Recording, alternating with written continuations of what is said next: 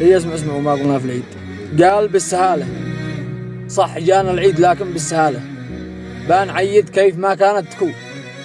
الجعالة سهلة ما بش جعالة، لا تهم العيد ولا هم يحزنون.